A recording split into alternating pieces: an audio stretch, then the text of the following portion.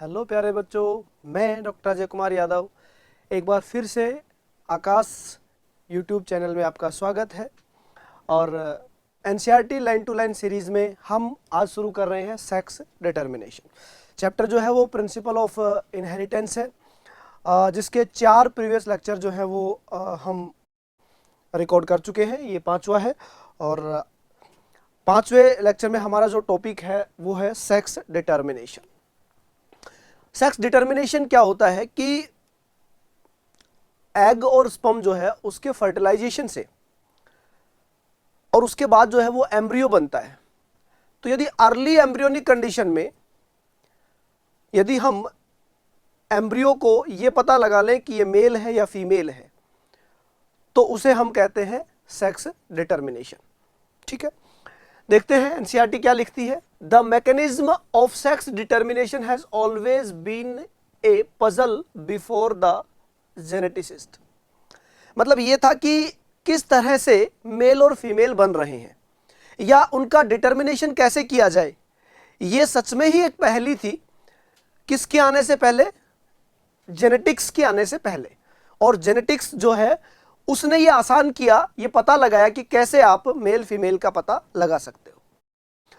The initial clue about the genetic chromosomal mechanism of sex determination can be traced back to some of the experiment carried out in insect. यहां एक चीज आप देखो, यहां इसने बीच में ना एक चीज लिखी है कि क्रोमोसोमल मैकेनिज्म, क्योंकि सेक्स डिटर्मिनेशन है वो 2 तरह का होता है। एक होता है एनवायरमेंटल, जो टेम्परेचर वगैरह पे डिपेंड करता है, और दूसरा होता है क्रोमोसोमल, कि जो क्रोमोसोम्स पर डिपेंड करता है। हमें जो एनसीईआरटी पढ़ाती है वो क्रोमोसोमल पढ़ाती है, chromosomal basis of sex determination. ठीक है, in fact the cytological observation made in a number of insect led to the development of the concept of genetic or chromosomal basis of sex determination। ये कह रहा है कि जब हम सेल की स्टडी करते हैं, साइटोलॉजिकल स्टडी करते हैं, तब हमें क्रोमोसोम के नंबर जो है वो इस बारे में आइडिया देते हैं कि सेक्स का डिटर्मिनेशन किस तरह से होता है। हैंकिंग इंपॉर्टेंट है बेटा, याद रखना। 1891 could trace a specific nuclear structure although spermatogenesis in a few insect। Henking ने क्या किया था? स्पर्मेटोजेनेसिस की स्टडी की थी। किसमें? इंसेक्ट में की थी। इन्होंने क्या देखा? And it was also observed by him that 50% of the sperm received this structure after spermatogenesis. उन्होंने इंसेक्ट में जो स्पर्मेटोजेनेसिस है, स्पर्म के बनने का प्रोसेस जो है उसका स्टडी किया और देखा कि एक स्पेसिफिक स्ट्रक्चर है वो केवल 50% क्रोमोसोम में प्रेजेंट है। 50% क्रोमोसोम में वो स्ट्रक्चर जो है वो क्या है? एब्सेंट है। ठीक है, whereas the other 50% sperm did not receive it, Hanking gave a name to the structure as X body। इसको इस तरह से समझो, हैंकिंग जो है वो स्टडी कर रहे थे स्पर्मेटोजेनेसिस की। उन्होंने देखा कि जब स्पर्मेटोजेनेसिस हो रहा है तो 50% जो स्पर्म है उनमें तो एक स्ट्रक्चर प्रेजेंट है और इसमें प्रेजेंट है 50% में, और 50% जो है इसमें वो स्ट्रक्चर है वो क्या है? एब्सेंट है। तो हैंकिंग ने जो प्रेजेंट है इस स्ट्रक्चर को क्या नाम दे दिया? इन्होंने एक्स बॉडी कह दिया। क्या कह दिया? कि माना कि ये जो है स्ट्रक्चर है वो एक्स बॉडी है। बाद में बहुत सारी स्टडी के बाद साइंटिस्ट ने इस एक्स बॉडी को ही क्या कहा?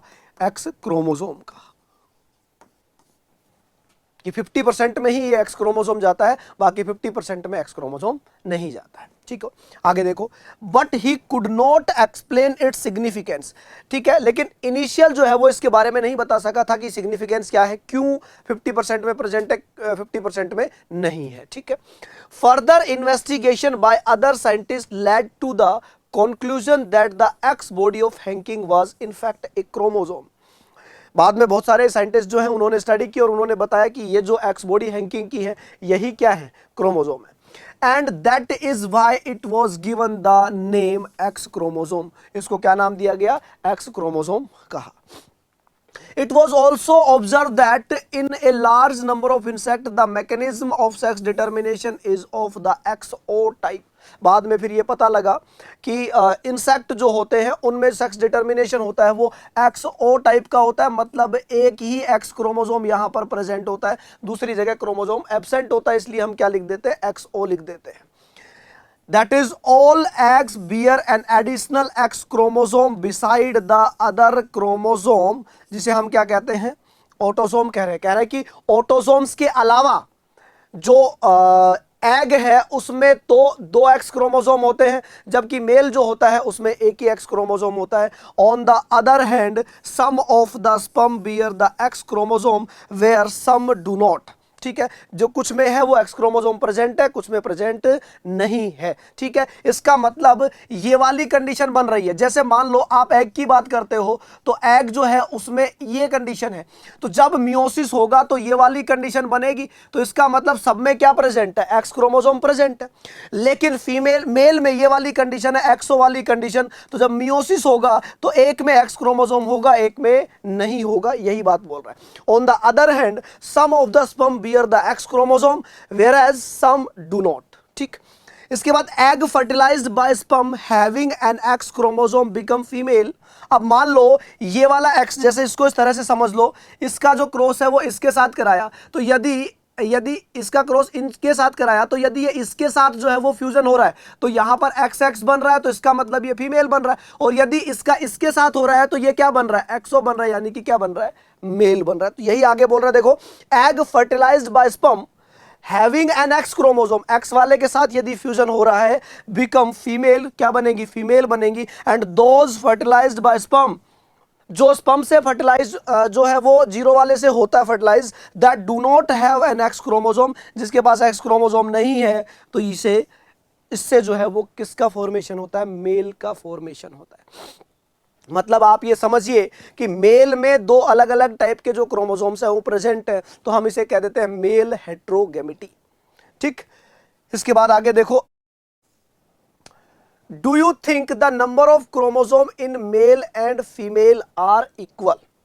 अब आपको यहां देखना होगा बेटा कि क्रोमोसोम नंबर जो है वो दोनों में इक्वल है या नहीं है. ठीक है, due to the involvement of the X chromosome in the determination of sex, it was designated to be the sex chromosome. हमने इसे क्या नाम दे दिया, सेक्स क्रोमोसोम कह दिया. And the rest of the chromosome were named as autosome. बाकी जो है वो हमने क्या नाम दे दिए, उसे ऑटोसोम्स नाम दे दिया. ठीक है, इसके बाद हम यहां पर एक क्वेश्चन जो है वो यहां देखे थे, do you think the number of chromosome in the male and female are equal.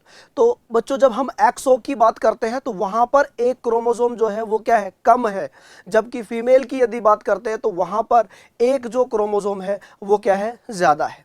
ठीक है, तो यहां पर जो क्वेश्चन लिखा है, do you think the number of chromosome in the male and female are equal, तो मेल और फीमेल में इक्वल कहां से हुआ, ऑटोसोम्स इक्वल हैं, लेकिन जिसकी हम बात कर रहे हैं सेक्स क्रोमोसोम की, वो इक्वल नहीं है. यानी कि एक क्रोमोसोम जो है वो मेल में कम है और फीमेल में ज्यादा है. ठीक, grass hopper is an example of XO type of sex determination. यदि हम ग्रास होपर का एग्जाम्पल लें तो ये एक्सओ टाइप का सेक्स डिटर्मिनेशन है. इसका मतलब ये जो टाइप है, जो हेट्रोगेमिटी है, ये डिफाइन करती है कि जो क्रोमोसोम नंबर जो है, यानी कि आने वाली प्रोजेनी है, वो मेल होगी या फीमेल होगी. ठीक, in which the male have only X chromosome beside the autosomes. autosomes के अलावा जो है वो केवल एक X क्रोमोसोम है, whereas female have a pair of X chromosome, जबकि फीमेल के पास जो है वो क्या है, एक पेयर है किसका, X क्रोमोसोम का. ठीक है, आई होप आपको समझ में आया होगा.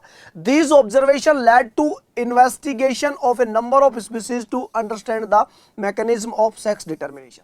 जब इंसेक्ट में ये सब चीजें जो है वो पता लगी तो फिर बाद में क्यूरियोसिटी बढ़ी और ये पता लगा कि भाई बाकी के जो मतलब हम जो ऑर्गेनिज्म की बात करते हैं उनमें किस तरह से जो सेक्स डिटर्मिनेशन हो सकता है. ठीक है, in a number of other insect and animal including man, XY type of sex determination is seen where both male and female have same number of chromosome. यहाँ इसने वो वाली बात का आंसर दे दिया आपको. वो कह रहा है कि इंसेक्ट में क्रोमोसोम नंबर जो है वो सेम नहीं है. क्यों, क्योंकि जो मेल है उसके पास एक एक्स क्रोमोसोम जो है वो है ही नहीं. जबकि वो कह रहा है कि मैं यदि ह्यूमन की बात करूं तो ह्यूमन में जो क्रोमोसोम नंबर होते हैं वो सेम होते हैं.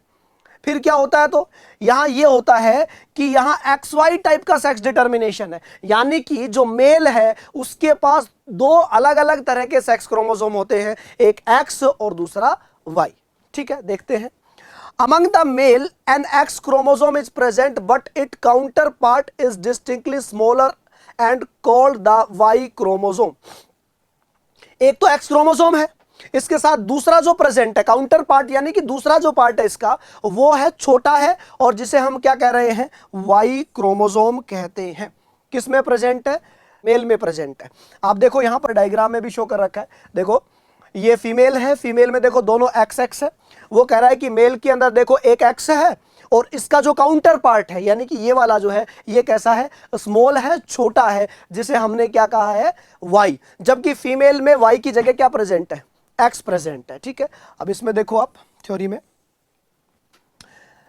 Female however have a pair of x chromosome, उसमें जो है वो क्या प्रेजेंट है, पेयर ऑफ एक्स क्रोमोसोम है, यानी कि दोनों जो है वो क्या है, एक्स है। Both male and female bear same number of autosomes. ठीक है, अब ऑटोसोम्स आप देखो, टोटल जो क्रोमोसोम है वो कितने हैं, 46 है। इन 46 में से 44 जो हैं वो तो क्या है, ऑटोसोम्स है, और जो 2 बच गए वो क्या है, सेक्स क्रोमोसोम है।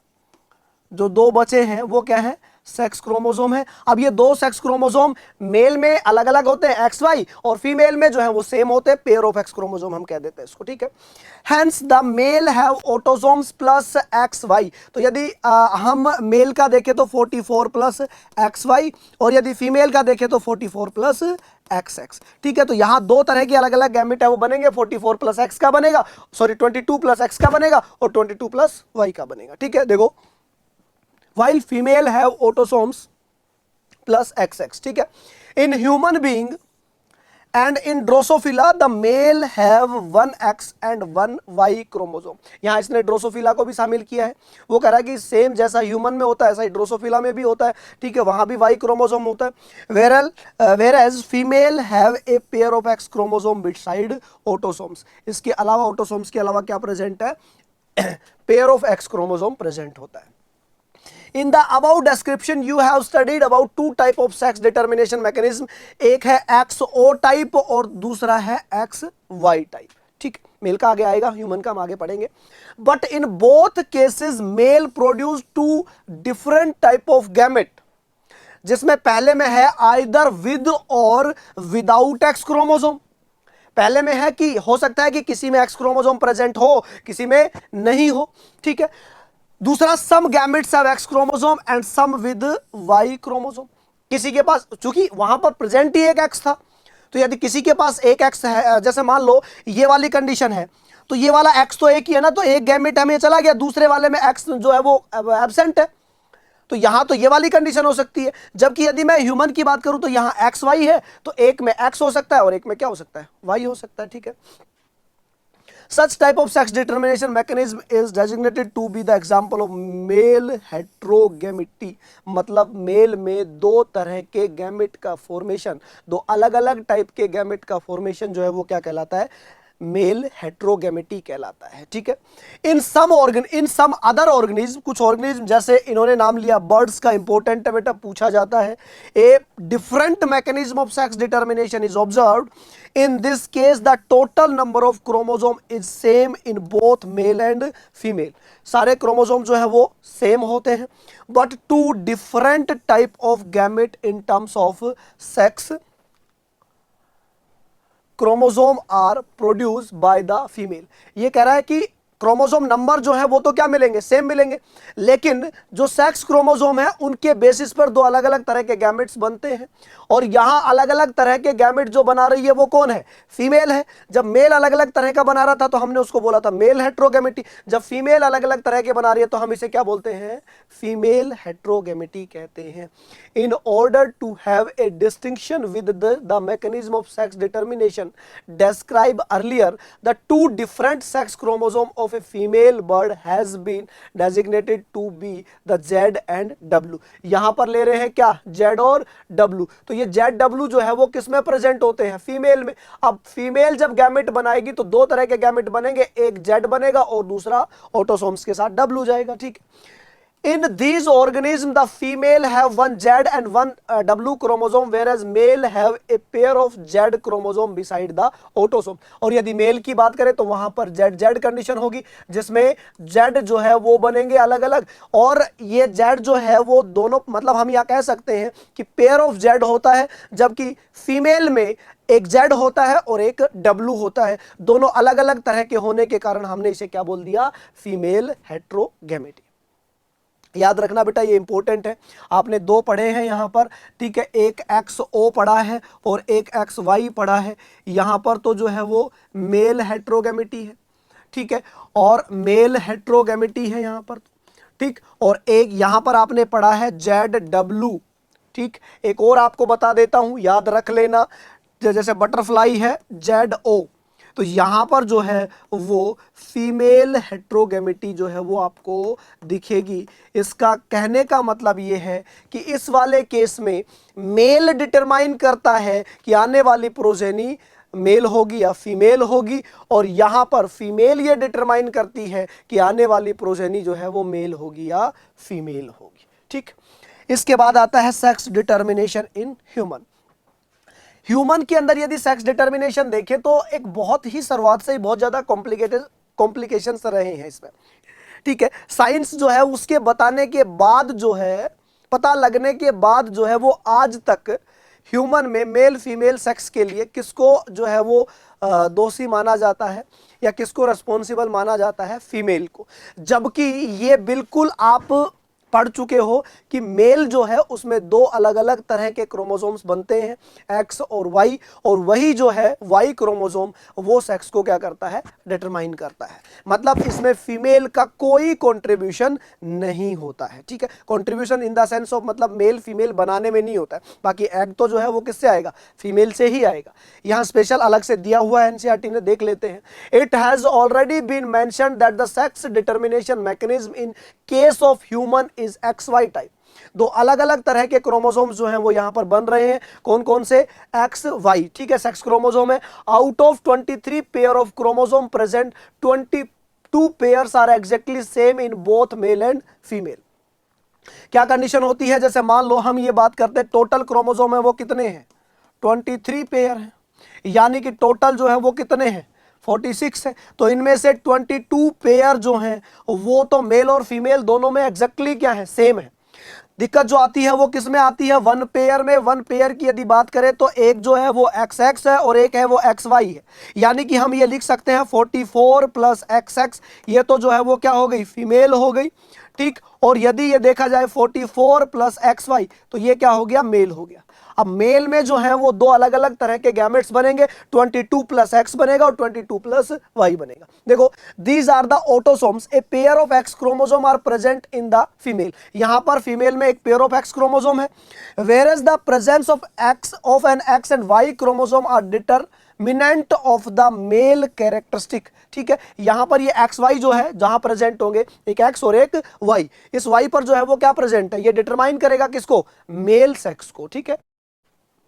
During spermatogenesis among male 2 type of gametes are produce. Male कितने टाइप के गैमेट प्रोड्यूस करेगा, 2 टाइप के। 50% of the total sperm produce carry the X chromosome, 50 जो है वो क्या कैरी करेंगे, X, and the rest 50% has Y chromosome beside the autosomes. बाकी जो देखो ऑटोसोम्स जो है वो 22 जो है वो सेम रहेंगे, लेकिन उसके अलावा या तो 50% में X जाएगा और या फिर 50% में क्या जाएगा, Y जाएगा। Female however produce only one type of ovum with the X chromosome, केवल एक ही तरह का एग। आप बताइए भाई, ये जो है वो केवल एक टाइप का प्रोड्यूस करेंगे। एग जो है वो मल्टीपल बन सकते हैं, लेकिन जो टाइप जो है वो केवल एक ही बनेगा, और वो उसमें क्या रहेगा, 22 प्लस X क्रोमोसोम रहेगा। दो अलग अलग टाइप के क्रोमोसोम्स वहां पर नहीं बनेंगे, ठीक है। There is an equal probability to fertilization of the ovum with the sperm carrying either X or Y chromosome. अब जो फीमेल का 22 प्लस X है वो आइदर तो 22 प्लस X के साथ फ्यूज हो सकता है या फिर 22 प्लस Y के साथ फ्यूज हो सकता है। तो दोनों के साथ फ्यूज होने की जो इसकी हम जो प्रोबेबिलिटी देख सकते हैं वो कितनी होती है, 50% होती है। इसलिए लड़का या लड़की होने की जो प्रोबेबिलिटी होती है वो भी क्या होती है, 50%, यानी कि 1/2 होती है, ठीक है। In case the ovum fertilise with sperm carrying X chromosome. ये कह रहा है कि यदि केस ये है कि ovum fertilise with sperm carrying X chromosome, यदि स्पर्म जो है वो उसके पास एक्स क्रोमोसोम है, तो ओवम के पास तो पहले से ही एक्स है, तो zygote develop into a female जिसे हम कहते हैं XX, and the fertilisation of ovum with Y chromosome carrying sperm result into a male offspring. यदि उसके पास Y है स्पर्म के पास और एग जो है वो X लेके आ रहा है, तो वो क्या बनाएगा, मेल ऑफस्प्रिंग बनाएगा। Thus it is evident that क्या लिख रहा है देखो, thus it is evident that it is the genetic makeup of the sperm that determine the sex of the child। यानी कि ह्यूमन स्पर्म की बात कर रहा है, और ह्यूमन स्पर्म जो है उसमें कौन, Y क्रोमोसोम। और आप याद रखना बेटा, ये जो Y क्रोमोसोम है, इस Y क्रोमोसोम के पास एक जीन होती है जिसे SRY जीन कहते हैं, sex determining reason of Y chromosome. इसको SRY जीन कह देते हैं। इस SRY जीन से एक फैक्टर बनता है जिसे क्या बोलते हैं, TDF factor, testis determining factor. और ये टेस्टिस डिटरमाइनिंग फैक्टर ही जो है वो मेल को मेल बनाता है। ठीक है, इसके अलावा आपने जब ह्यूमन रिप्रोडक्शन पढ़ा होगा तो उसमें मुलेरियन और वुल्फियन डक्ट भी पढ़ी होंगी। ठीक है, वो सब इन्हीं की वजह से होती है। ठीक है, अब ये क्या बोल रहा है, it is also evident that in each progeny there is always 50% probability of either A mail and female child. बता चुका हूं कि यदि आपसे पूछे कि कितनी प्रोबेबिलिटी होती है तो 1/2, यानी कि 50% जो प्रोबेबिलिटी है वो होती है। It is unfortunate that in our society women are blamed for giving birth to female children.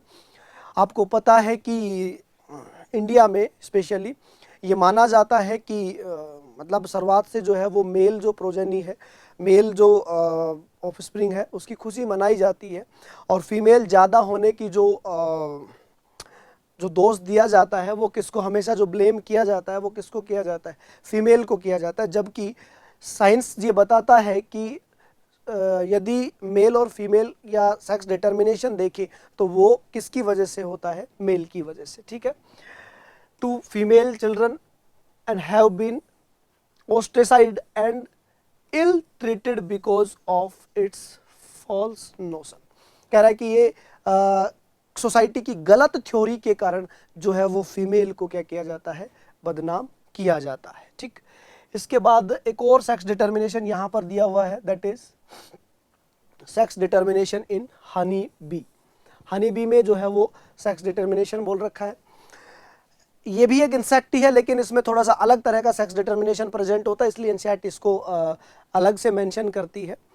यदि आप इंसेक्ट में, इसमें हनी बी में देखो तो यहाँ हनी बी में जो कंडीशन होती है वो 3 कंडीशन होती हैं। यानी कि हनी बी जो है वो एक सोशल इंसेक्ट है, और सोशल इंसेक्ट जो है वो यदि इनके छत्ते में देखे जाए तो 3 तरह के जो हनी बी हैं वो मिलेंगे आपको। सबसे पहले एक तो जो है वो आपको क्वीन मिलेगी, ठीक है, दूसरी जो है वो वर्कर हनी बी मिलेंगी, और इनके अलावा जो है वो क्या मिलेंगे, ड्रोन मिलेंगे, जिन्हें आप मेल कह रहे हो, जो सिर्फ और सिर्फ जो रिप्रोडक्शन है उसके काम आते हैं। ठीक, यदि क्वीन में देखें तो यहाँ क्रोमोसोम नंबर जो है वो 2n बराबर क्या होते हैं, 32 होते हैं। यदि वर्कर की बात करें तो यहाँ भी 2n बराबर क्या होते हैं, 32 होते हैं। और ड्रोन यानी कि मेल में देखें तो यहाँ पर हैप्लॉइड होता है और ये होता है 16। तो आपको मैं बता दूं कि मतलब यहाँ जो इस हनी बी के अंदर जो सेक्स डिटर्मिनेशन होता है, ये सेक्स डिटर्मिनेशन होता है फर्टिलाइजेशन के बाद का। यानी कि यहां फर्टिलाइजेशन के बाद ये पता लगेगा कि मेल होगा या फीमेल। अगर फर्टिलाइजेशन हुआ तो वो फीमेल बनेगी, और यदि फर्टिलाइजेशन नहीं हुआ तो वो क्या रहेगा, मेल रहेगा। और यहां मेल जो है वो किससे तैयार होते हैं, पार्थेनोजेनेसिस से तैयार होते हैं। इसलिए इस तरह का जो सेक्स डिटर्मिनेशन है, इस सेक्स डिटर्मिनेशन को बोल देते हैं हैप्लोडिप्लॉन्टिक सेक्स डिटर्मिनेशन कह देते हैं इसको, या इसे को बोल देते हैं एरेनोटोकी कह देते हैं इसको। क्योंकि यहां पर यदि फर्टिलाइजेशन हुआ तो यह है कि वो यदि क्रोमोसोम नंबर रिस्टोर हो जाएंगे 32 तो वो फीमेल बनेगी, और यदि नहीं हुआ तो वो क्या बनेगा, मेल बनेगा। और मेल यहां पर कैसे बनता है, पार्थेनोजेनेसिस से बनता है। पार्थेनोजेनेसिस क्या होता है, विदाउट फर्टिलाइजेशन जो है वो फॉर्मेशन होना क्या कहलाता है, पार्थेनोजेनेसिस कहलाता है। ठीक है, तो यहां पर देखते हैं हनी बी के अंदर किस तरह का सेक्स डिटर्मिनेशन होता है। The sex determination in honeybee is based on the number of sets of chromosome an individual receives, कि कितने क्रोमोसोम जो है वो उसके पास प्रेजेंट है। An offspring formed from the union of sperm and egg develop as a female। कह रहा है कि यदि फर्टिलाइजेशन हुआ है किसका, स्पर्म का और ओवम का, और स्पर्म का और ओवम का फर्टिलाइजेशन होने के बाद यहां क्रोमोसोम जो है वो सेट में प्रेजेंट है, तो समझ जाइए कि वो फीमेल है। वो अलग इशू है कि वो फीमेल जो है वो क्वीन है या फिर जो है वो वर्कर है। ठीक है, देखो यहां लिखा है क्वीन और worker. And an unfertilised egg developed as a male by mean of parthenogenesis. ठीक है, मतलब जो है वो यदि एक एग जो है वो फर्टिलाइज हो गया स्पर्म के साथ, और एक जो बचा हुआ है वो सीधा क्या बना लेता है, मेल बना लेता है। ठीक है, और बनाने का प्रोसेस जो है उसे क्या कहते हैं, पार्थेनोजेनेसिस कहते हैं। This means that the male have half the number of chromosome, male के पास जो क्रोमोसोम नंबर है वो आधे होते हैं, मैंने यहाँ लिखा भी है। ठीक है, then that of female, the females are diploid having 32 chromosomes and the male are haploid. जिनके पास कितने होते हैं, यहाँ नंबर नहीं लिखे, आपको पता होना चाहिए कि मेल के पास जो क्रोमोसोम होंगे वो कितने होंगे, 16 होंगे, that is having 16 chromosome. This is called as haplo diplontic sex determination system. Important है बेटा, इसको क्या बोला जाता है, haplo diplontic sex determination system कहते हैं। And has special characteristic feature such as the male produce sperm by mitosis, they do not have father and thus cannot have son but have a grandfather and can have grandson। आप यहां पर ना इसको मैं आपको समझा देता हूं कि किस तरह का सेक्स डिटर्मिनेशन यहां पर देखा जाता है। जैसे यहां पर मैं बात करता हूं फीमेल की, और इधर जो है वो मेल। ठीक, फीमेल में 2n बराबर क्या है, 32 है, और यहां n बराबर जो है वो क्या है, 16 है। ठीक है, आप यहां देखिए भाई, यहां पर किसका फॉर्मेशन होगा, गैमेट्स का फॉर्मेशन होगा। किसका फॉर्मेशन होगा, गैमेट का। अब जब गैमेट का फॉर्मेशन होगा तो ये तो चूंकि इसके पास 2n है, और गैमेट हमेशा कैसे होते हैं, हैप्लॉइड होते हैं, तो किससे बनाएगा, 2n है तो किससे बनाएगा, मियोसिस से। अब मियोसिस से बना तो n बराबर क्या बन गया, 16, और ये 16। ठीक, और इधर यदि बात करें तो ये तो पहले ही बेचारा क्या है, यहां पर जो है वो डिवीजन कौन सा हो जाएगा, मियोसिस हो जाएगा। और यहां पर जो डिवीजन है, चूंकि ये तो पहले ही हैप्लॉइड है, तो ये माइटोसिस से अपना क्या बना लेगा, गैमेट बना लेगा। अब देखो फ्यूजन होगा वो किसके बीच होगा, मेल और फीमेल गैमेट के बीच में। तो इन दोनों के बीच में जो है वो क्या हुआ, फर्टिलाइजेशन हुआ, और फर्टिलाइजेशन से यहां पर 32 जो है वो बन गया। मतलब ये जो कंडीशन है वो लार्वा कंडीशन बन गई। हम ये जानते हैं कि ये जो लार्वा है, चूंकि इसके पास क्रोमोसोम नंबर 32 है, तो इस लार्वा के पास यदि देखा जाए तो मतलब ये लार्वा जो देखा जाए तो एक्चुअल में ये लार्वा जो है वो किसका है, फीमेल का है। ठीक, अब यहां पर यदि इस लार्वा को रॉयल जेली, यदि इस लार्वा को रॉयल जेली यदि मिली, रॉयल जेली का मतलब नहीं है कि बाहर से कुछ अच्छा सा खाने को मंगवाती है, नहीं, रॉयल जेली का मतलब होता है कि अगर इसको न्यूट्रिशन, क्योंकि ये वाला जो एग्जांपल है मेटामॉर्फोसिस का है, और मेटामॉर्फोसिस में अगर अच्छा न्यूट्रिशन मिला तो वो जो है वो साइज उसकी क्या हो जाएगी, थोड़ी बड़ी हो जाएगी, तो उसे हम रॉयल जेली कह देते हैं। तो यदि उसे रॉयल जेली यदि मिली तो वो जो है वो क्या बन जाएगी, क्वीन बन जाएगी। याद रहे छत्ते में एक ही क्वीन होती है, और यदि इसको ये नॉर्मल, अगर इसको फीडिंग के रूप में नॉर्मल जो बी ब्रेड होती है, यानी कि जो छत्ते की जो ब्रेड होती है, वो यदि इसे मिली तो ये किसका फॉर्मेशन करेगी, तो ये वर्कर यानी कि ड्रोन का फॉर्मेशन करेगी। और याद रहे वर्कर जो है वो रिप्रोडक्शन नहीं करते हैं, स्टेराइल होते हैं, और जो फर्टाइल होती है वो कौन होती है, क्वीन। ये जो बच गया यहां पर ये 16 वाला, अब इसमें जो है वो क्या होगा, पार्थेनोजेनेसिस।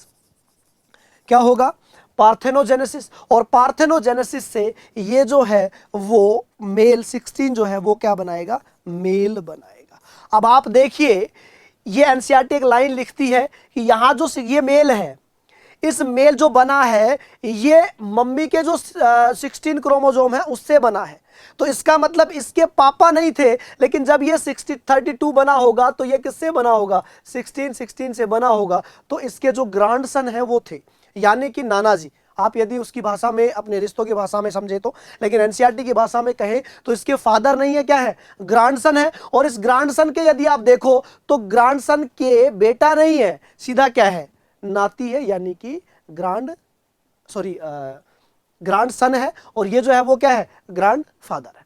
ठीक है, यही लाइन एनसीईआरटी ने भी लिखी है। देखिए क्या लिखा है इसने, ये बोल रहा है यहां पर, दे डू नॉट हैव फादर, इनके क्या नहीं होते, पिताजी नहीं होते, क्योंकि 2n बराबर 32 में मियोसिस से बने थे, पार्थेनोजेनेसिस से, एंड दस कैन नॉट हैव सन, और इनके पुत्र भी नहीं होते हैं। ठीक है, but have a grand father and can have grandson, लेकिन ग्रैंडफादर और ग्रैंडसन जो है वो हो सकते हैं, क्योंकि जो पिताजी है वो जो है वो क्या बनाएगा, बेटी, और फिर बेटी जो है वो फर्दर मियोसिस से 16 क्रोमोसोम के साथ क्या बनाएगी, मेल बनाएगी, वो क्या होगा, इसका नाती होगा।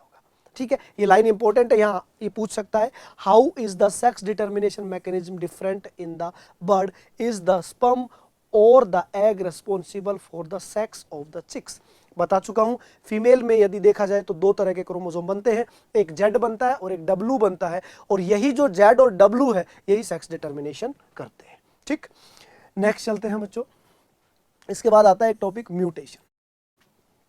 अच्छा टॉपिक है, एनसीईआरटी ने थोड़ा सा इसको यहां दिया है और थोड़ा सा जो है वो अगले चैप्टर में दिया है, वहां भी अपन देखेंगे। एनसीईआरटी लाइन टू लाइन चल रहे हैं अपन, तो अपनी तरफ से एक जगह नहीं करा सकते हैं, इसलिए यहां भी हम इसको देखेंगे और आगे भी देखेंगे। ठीक है, mutation is a phenomenon where result in alteration of DNA sequence and consequently result in change in the genotype and the phenotype of an organism. Mutation जो है इसका मतलब होता है sudden change in genome.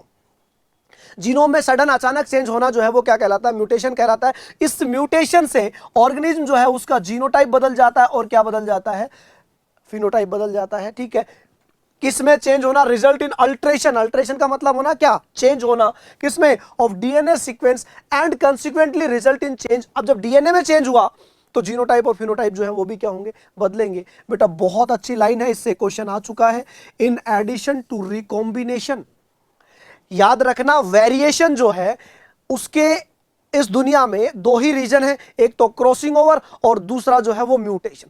Crossing over का जो result है वो क्या होता है, रिकॉम्बिनेशन होता है, और दूसरा जो है वो क्या है, म्यूटेशन। इन्हीं से जो है वो क्या हो रहा है, वेरिएशन, और वेरिएशन जो है वही किसका कारण है, एवोल्यूशन का। ठीक है, इन एडिशन टू रिकॉम्बिनेशन, बहुत अच्छी लाइन है बेटा, mutation is another phenomenon that lead to variation in DNA. या तो इससे पहले जो वेरिएशन आया था वो किसके कारण आया था, रिकॉम्बिनेशन। रिकॉम्बिनेशन किसके कारण हुआ था, क्रॉसिंग ओवर के कारण। ठीक है, और दूसरा रीजन यहां पर एनसीईआरटी बोलती है म्यूटेशन को, जिसकी वजह से डीएनए जो है उसके अंदर चेंजेस आते हैं।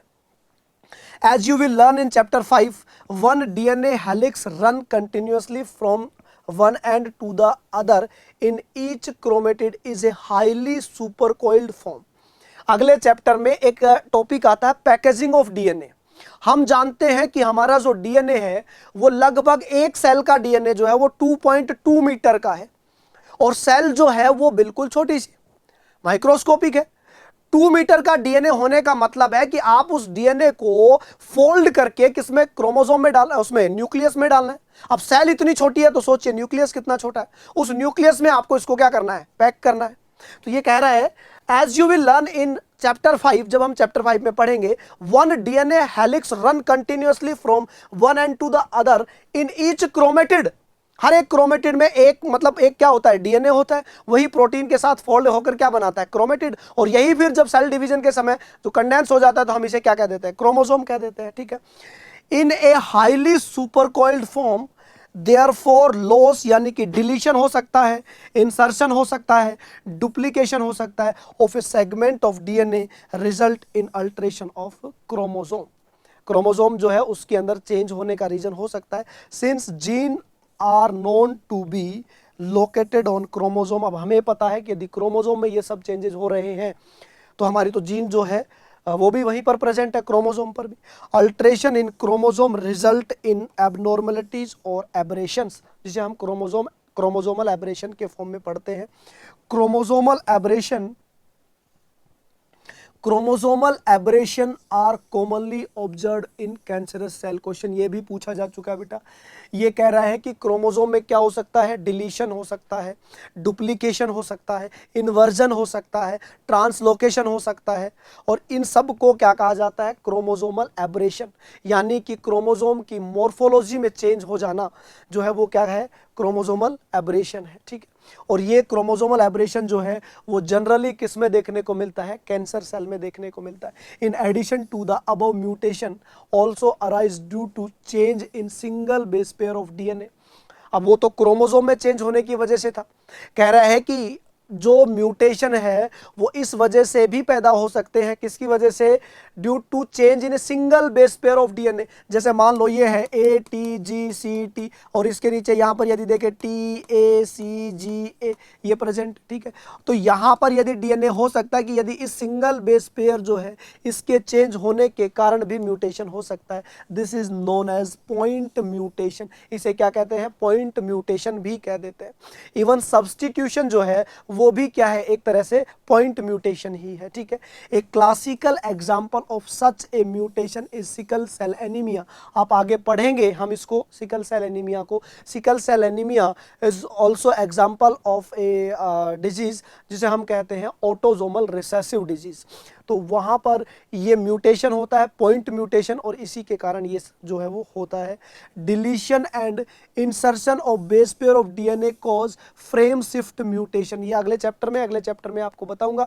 इन जनरल अभी सिर्फ ये समझ लो, यदि डीएनए के किसी एक सीक्वेंस में किसी एक बेस पेयर के चेंज होने पर या तो डिलीट हो गया, वहां से हट गया, और या फिर वहां पर जो है वो ऐड कर दिया गया, ऐड करने से उनके आगे की पूरी जो फ्रेम है वो क्या हो जाती है, बदल जाती है। इसे कहते हैं, फ्रेम जो है वो क्या हो जाती है, शिफ्ट हो जाती है। इसलिए हम उसे क्या कह देते हैं, फ्रेम शिफ्ट म्यूटेशन। अगले चैप्टर में ये एग्जाम्पल के साथ दिया है, एक राम हैज बिग गैप है और वो जो है वो एग्जाम्पल के साथ दिया है, वहां पर बताऊंगा आपको। अभी सिर्फ इतना समझ लो कि यदि डीएनए में कोई जो, देखो यहां पर दिया है बेस पेयर, जो डीएनए में क्या प्रेजेंट है, बेस पेयर प्रेजेंट है, वो या तो डिलीट वहां से हट गए हैं और या वहां इंसर्ट कर दिए गए हैं। इसकी वजह से पूरे का पूरा डीएनए का फ्रेम जो है वो क्या हो जाता है, बदल जाता है। और फ्रेम जो है वो बदलना क्या कहलाता है, फ्रेम शिफ्ट म्यूटेशन कहलाता है। सबसे खतरनाक म्यूटेशन यही होता है, फ्रेम शिफ्ट म्यूटेशन।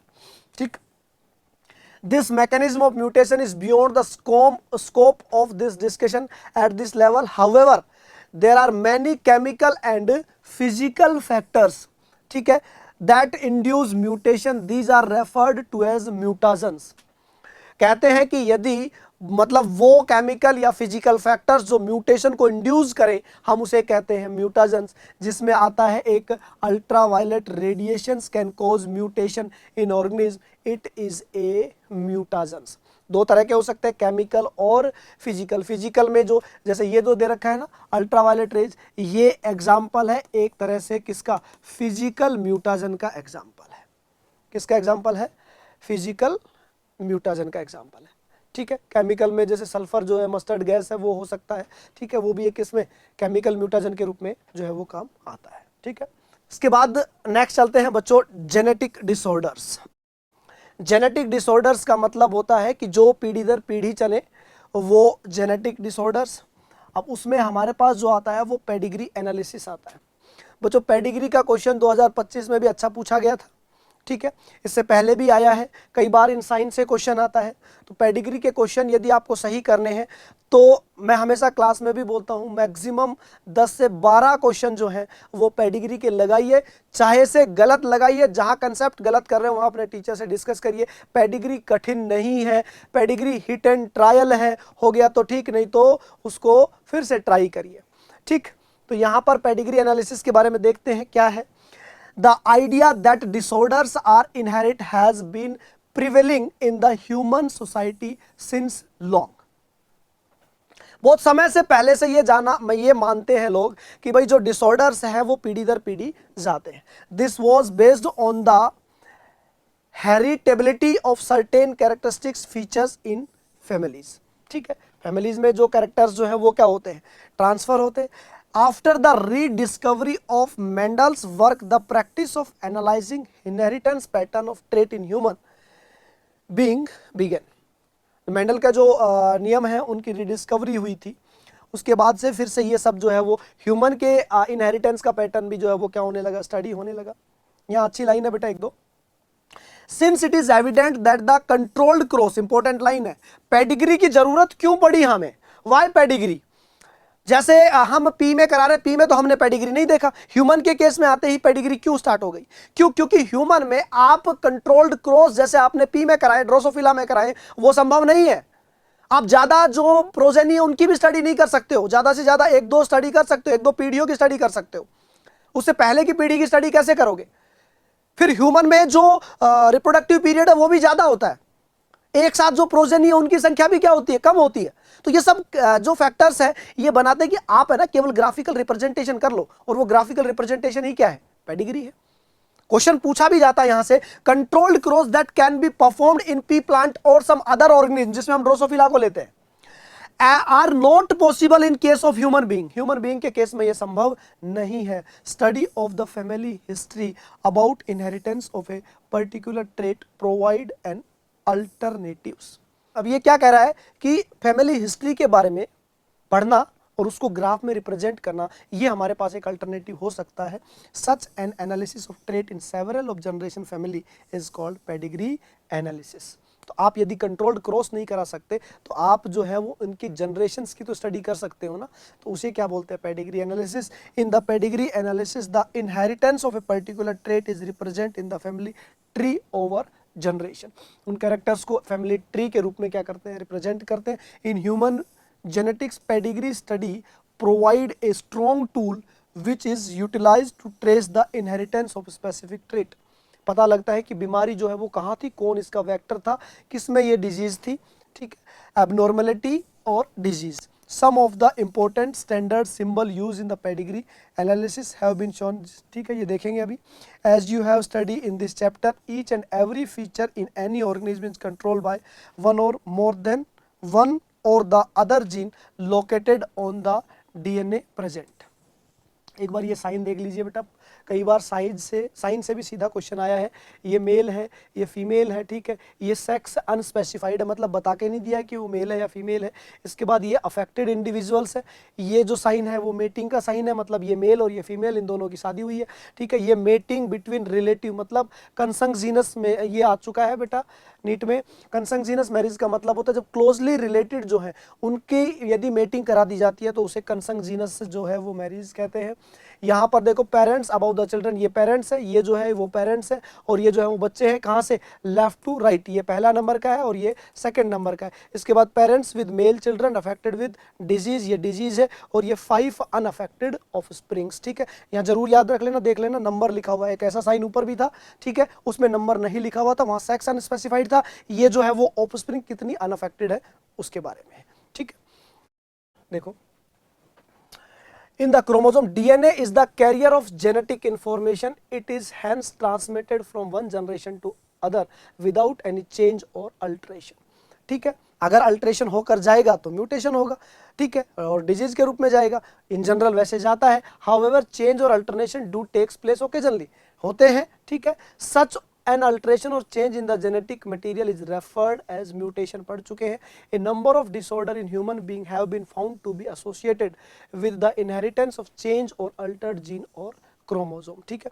अब इन्हीं के साथ साथ जो है वो डिजीज है, जो डिजीज देखो क्या लिखा है, A number of disorder in human being have been found to be associated, किसके साथ associated है, with inheritance of change in alternate gene or altered gene और क्रोमोसोम।